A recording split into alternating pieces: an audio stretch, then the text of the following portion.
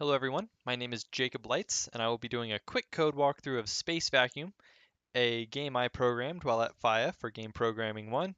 It's composed entirely of 68,000 assembly code, and it's an interesting little game. As an overview, it was meant to be played on a laptop that was rotated 90 degrees on its side, and you were supposed to hold your mouse sideways and have your index finger on the right mouse button and click with that in order to shoot. So that will explain why X and Y is actually inverted in the following examples. The idea of the game was to shoot asteroids before they were sucked into your space vacuum, and if you hit the asteroids enough, you could move on to the next level. It was sort of arranged with levels that exemplified different eras. There was a 70s, 80s, 90s, and 2000s sort of arcade style to it. Check out the video in the description to see gameplay. So scrolling through the code, I start out first, of course, with a whole bunch of variables. Here I'm labeling sound effects. We had different levels, and I had to stream those in, so we have a lot of variables that change. The players start, the field offset and size, the required score, where the vacuum line ended up, the score threshold to get to the next level, bullet counts, the size actually of the asteroids, how much health the asteroids had, and how fast your little ship could move. So scrolling down past all these, for the start, we want to load sounds in, we want to seed our random number generator, and we want to populate data. So here's the main game loop. We want to update tick time, which is effectively Unreal's, time between frames. Update input, which is grabbing mouse location and whether the player has clicked the right mouse button or not. Updating elements, which are the bullets, the ship, and the asteroids. Drawing said elements, and then after removing said elements, you don't want to do a complete blackout because it takes a while to draw all those pixels. So if you can remember where the elements are, you can only remove those pixels, which is a lot more efficient, and then checking to see if the level's ended. Right, so for removing elements, it's setting the pen color to black and then just removing the circle, which is the ship, the bullets, and the asteroids. And for updating the elements themselves, I'd want to update the ship location, spawn a bullet if requested, update all the bullets, update all the asteroids, and then check for asteroid bullet collision, which I'll get to later. Right. One of the things I did that I'm proud of in this program is I had tables for the ship and asteroid drawing functions, so I could have different functions and just refer to them separately through by changing the cur draw ship function pointer, and then I could jump to those functions. Oops. Um, and it makes the code a lot easier to read because it's a table of function pointers instead of having a whole bunch of if switch statements to choose which ship I'm going to draw at that time. Same thing for, like I said, asteroids.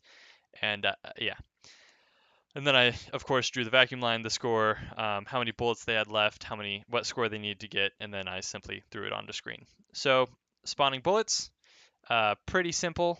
I had a certain amount of space in memory for bullets, and then my bullets were made up of a X and a Y location, and if the X was set to a special character, which I think is 0, um, then the bullet is not in play, and if it is set to a certain location, then the bullet is in play and should be drawn or updated. Um, right, update bullet location. We had a bullet speed, which is simply a delta as it moved across the screen, multiplied it by delta time, which is how long it's been since the last frame. So even if we drop frames, it'll still keep going. Luckily, I didn't have too many frame dropping issues, but it'll update appropriately as the time goes on. Drawing the bullets, grabbing the bullets location, drawing them to screen. Removing bullets, only drawing black bullets in their place to make it look like it's going back to the screen. Right, updating the ship location. Um, for this, what we're doing is we're going to grab the mouse X location, which we got during the input function, and we're going to check to make sure it's on screen, first of all, um, so that we can actually get to it. Second of all, we'll start moving towards the mouse at a varying speed depending on the level. If we're within 10 X or Y pixels of the mouse cursor, we don't update the ship's location because it's very hard to get right on the pixel that the mouse is at. So we get a lot of jumpiness, as you can see in the gameplay demo, as it's moving towards the mouse, and it should settle if the mouse stays still. and we just head toward the mouse location. Again, we have different drawing functions depending on what level we're on. This is level 2. This is level 3. They're mostly built with basic shapes. I just wanted to sort of give the aesthetic of moving through time. Right, here's us grabbing the delta time, updating input, we're getting the mouse location, and whether the mouse is down or not. And we just set a bullet bool if it is down in an attempt to spawn a bullet. Right, lots of drawing stuff going on here. Spawning a random asteroid. What that does is it'll go ahead and, within parameters, get an X and Y location towards the end of the field randomly, and move it into D6. And then it'll do the same thing again within parameters for the velocity, and then it'll use that information to spawn an asteroid at that location. And the spawning the asteroid it's the same thing as the bullets. If the asteroid's X is 0, which would be well under the play location, so we'd never have a valid asteroid at 0. If there's any asteroids with 0, they're available to be spawned, and otherwise we've hit our max asteroid count. Yep, and we have different draw functions for all the asteroids as well. The asteroid location is based on its own X and Y velocity deltas. If it hits the bottom or top of the screen, which remember if the screen's rotated, so that would be the right or left side of the screen, we want to bounce it back and simply reverse that velocity. And if it hits the top of the screen, so the positive X, we want to zero out its velocity so the player doesn't shoot the bullet back at themselves.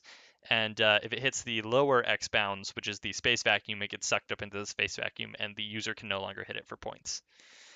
Right. Asteroid bullet collision. I know it looks pretty good, but it's a simple distance check. I don't actually take into account the drawing of the sphere or of the circle of the asteroid. It's a simple distance check. Between this, it takes the size of the asteroid or the radius, checks to see if the bullet is within the radius, and if it is, it checks where on the how far it is from the asteroid's center. And it'll update its Y velocity based on how far it is. So if you hit it right on the top tip, it'll shoot down, and if you shoot it at the bottom tip, it'll shoot up.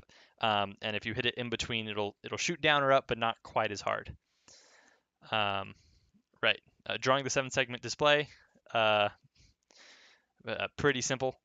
we choose different colors based on the level. We have background color and highlighted color, because it makes it look like an old-timey arcade where you could clearly see where the 7 segments were supposed to be drawn, and sometimes, supposed to be lit, but only the lit one's really shown through. Yep. Just drawing different 7-segment displays depending on how many bullets we have left and how many scores we need. Drawing the score, drawing the vacuum line, getting rid of zeroing out the memory for the bullets and asteroids, resetting game, and incrementing the level, which is as easy as stopping the music, zeroing out that memory, resetting the circle, resetting the score, and then moving to the next level. Right. And the level is simply over when we iterate through all the asteroids and all the asteroids are gone. That moves us either to the next level or back to the beginning. Yep. And this is, again, drawing more of those 7-segment displays and drawing the final screen with the score and displaying the end level bitmap. Loading screen, just displaying the loading screens. A busy click or a busy wait for a click. If we need to change the map, what we do is we load the level BMP and then we just load the level at the end and print it out. Moving all these we call load level presets, which is where we move all this memory into their all these constants into their respective variables for reference as we play. Yeah, there's us moving that function into the curve draw asteroid function and the ship as well, along with a lot of other variables like the final music, the music for the level, the sound we play when we hit, the sound we play when we shoot, and how many bullets the player has, the size of the asteroids on that map, how many asteroids. There's a lot of stuff. And then, yeah, starting the level. A lot of sound effect variables and some data to move load sounds into memory. And down here, I just have all my variables set up and ready to use. We have a few tables like level thresholds, so the score you need to get to pass to the next level, and how many asteroids per level. And you can tweak them here, and it'll change in the game. Yeah, so that's Space Vacuum. Thanks for watching. If this code will be up on GitHub, check the description for a link. I also have the BMP subroutine code that I wrote, which draws a subroutine to the background or to the screen, which is how I do my backgrounds, all custom made for Space Vacuum. So check that out as well. But thank you very much.